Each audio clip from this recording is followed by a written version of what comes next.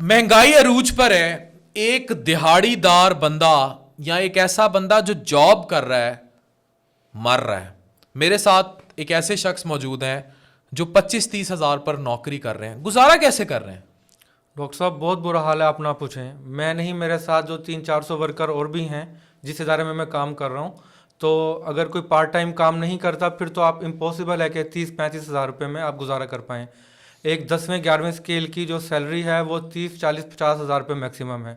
आज के दौर में तो हमें पेट्रोल पूरा नहीं होता। हम ये सोचते हैं यार आज मोटरसाइकिल पे जाएं या रिक्शे पे जाएं या क्रीम करें, क्या करें। फिर जब हम पेट्रोल पूरा करते हैं तो हमारा घर के आटे की कंडीशन आपके सामने है। आटे के लिए गवर्नमेंट के जो वेंडर हैं वो लाइनों में लगवाते हैं। आप घंटाघर चौक पे जाके देखें डॉक्टर साहब, लाइनें लगी होती हैं, लोग 2-2 घंटे पहले आके खड़े हो जाते हैं लाइन में कि हमारा नंबर लेट ना हो जाए।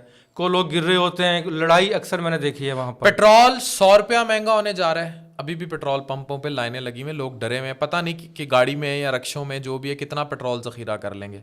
पेट्रोल पंप वाले पेट्रोल नहीं दे रहे।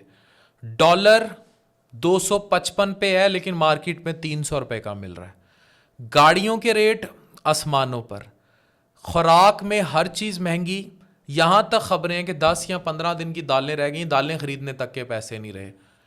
गरीब क्या सोच रहा है, यही मैं आपसे पूछना चाह रहा हूँ कि एक इवन आप भी गरीब नहीं है, आप भी उस तरह गरीब नहीं है। एक समझ लें कि एक मिडिल क्लास की जो लोअर रेंज को टच कर रहा है वो बेचारा क्या सोच रहा है, 30-35 हज़ार वाला क्या सोच रहा है।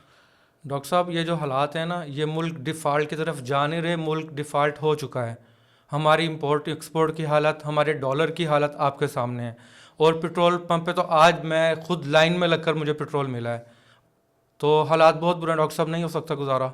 लोग खुदकुशियों पे मजबूर हो जाएंगे, लोग फिर डाके डालेंगे, डकैतियाँ होंगी। डकैतियों की जस्टिफिकेशन किसी मुल्क के ख़राब हालात कैसे हो सकती है? लाकानूनियत है, सारा कुछ है। मुझे हर कोई दूसरा बंदा उठ के ये कह देता है कि जनाब ये डकैतियों पे आ जाएंगे।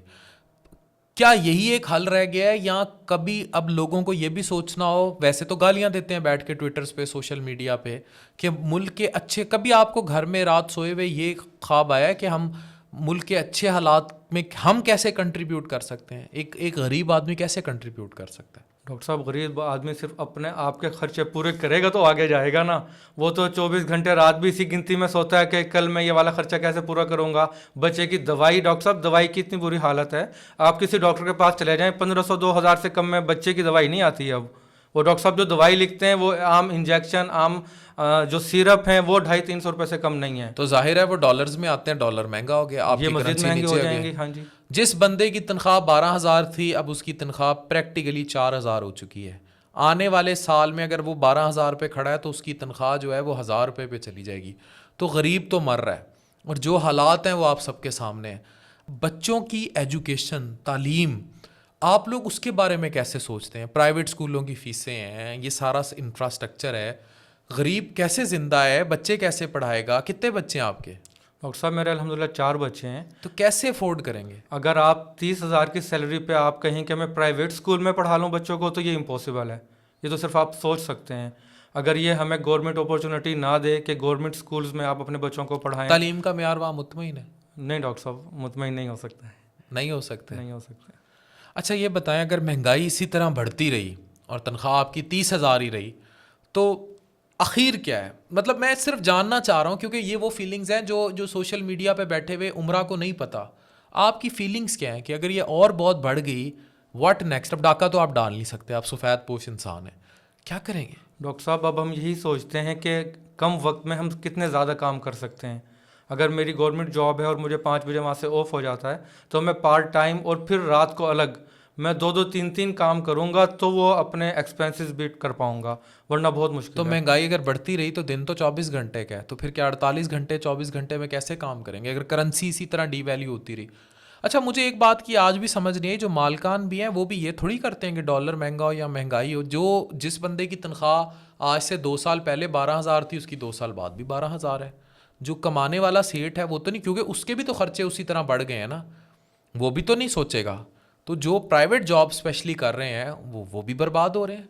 बिल्कुल ऐसे ही डॉक्टर साहब, जहाँ तक गवर्नमेंट इवन जॉब, सरकार भी नहीं बढ़ा रही। जी मैं वही बात करने लगा था। जो गवर्नमेंट जॉब वाले हैं वो गवर्नमेंट को वो सब पता है कि हालात नहीं है कंट्रोल में, लेकिन वो जॉब नहीं सैलरीज नहीं बढ़ा रहे। 100 रुपये पेट्रोल महंगा हो जाएगा, 100 रुपये, और अगर 100 रुपये पेट्रोल महंगा हो जाता है और ये चीज़ें इसी तरह रहती हैं तो बर्बादी का अंत क्या है? डॉक्टर साहब, या तो लोग तबाही है। या तो खुदकुशियों पे उतर आएंगे लोग, या फिर तबाही की तरफ जाएंगे। बस लूट खसूट मार धाड़ यही रह जाएगा। खाना जंगी। खाना जंगी। लड़ेंगे किससे? चेहरा नजर ही अवाम नहीं से आ रहा। अवाम। अवाम से अवाम लड़ेगी ना। ये देखें आपके सामने है जनाब, हालात क्या हैं, मुल्क किस तरफ जा रहा है। ये देश है अंधे लोगों का, ए चांद यहाँ ना निकला कर। Thank you very much.